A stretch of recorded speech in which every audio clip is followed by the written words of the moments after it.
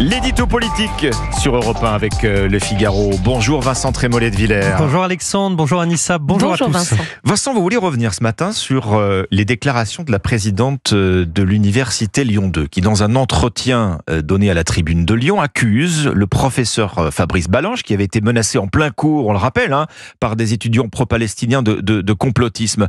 Pour vous, il s'agit d'un événement politique. Oui, c'est un événement d'une extrême gravité.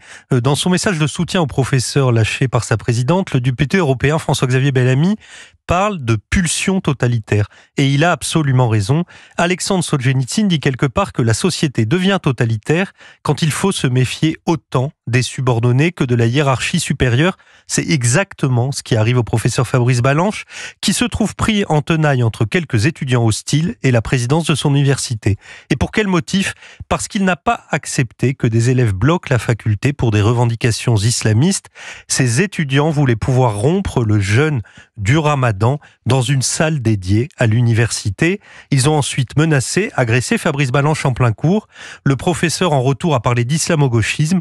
Et là, c'est la présidente qui critique ses propos sur Gaza et le traite de complotiste, ce qui est très révélateur. Oui, révélateur de quoi, selon vous Vincent ? De l'efficacité de l'intimidation de la gauche radicale sur les autorités universitaires. Cela fait 1 an qu'en France, les facs s'habillent en Gaza. Dans cette atmosphère, celui qui s'oppose à l'accusation publique de l'État d'Israël est un fasciste ou un complotiste. À chaque fois, c'est une toute petite minorité qui invoque soit une stigmatisation, j'ouvre les guillemets, islamophobe, soit la défense de la Palestine pour bloquer des universités.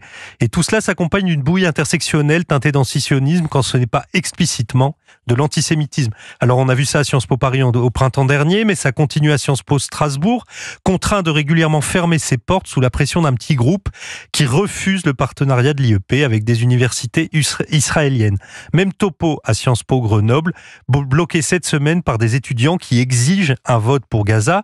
À Clignancourt, à Paris, la fac a connu depuis le début de l'année près de 2 mois de blocage.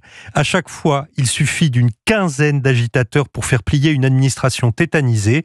Entre cheveux bleus et voile islamique, ce processus transforme une partie de nos universités en ZAD, animée par la France insoumise. Mais l'agitation, Vincent, c'est aussi le propre de l'université ? Oui, si l'agitation est le fruit du débat d'idées, là nous sommes d'accord. Mais ici, c'est l'exact contraire. C'est un militantisme agressif. Où est le débat d'idées, Alexandre, quand Jean-Luc Mélenchon peut être ovationné dans l'amphiboutnie à Sciences Po Paris, alors qu'Éric Zemmour ne pourrait même plus y mettre les pieds. À l'université de Rennes 2, c'est Rima Hassan qui a été accueillie il y a quelques jours comme une rockstar, alors que l'académicien Alain Finkielkraut, la chercheuse Florence Bergeau-Blaclair sont persona non grata dans beaucoup d'universités en France. La gauche radicale a installé dans les facs une doxa dans laquelle l'Occident, sous toutes ses formes, est forcément coupable. La rationalité elle-même est taxée de colonialisme.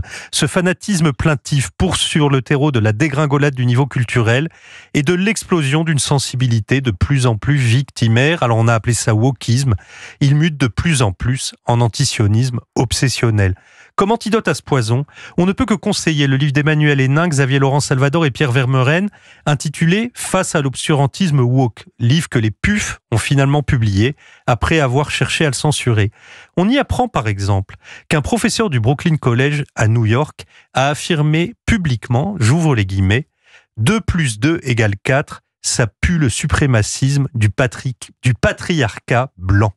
Aux États-Unis, Harvard, Columbia, Berkeley se plaignent aujourd'hui des décisions de la Maison-Blanche, mais ce sont les dérives woke et antisémites de ces universités qui ont ouvert grand les portes du pouvoir à Donald Trump. L'édito politique sur Europe 1. Merci Vincent Trémollet de Villers.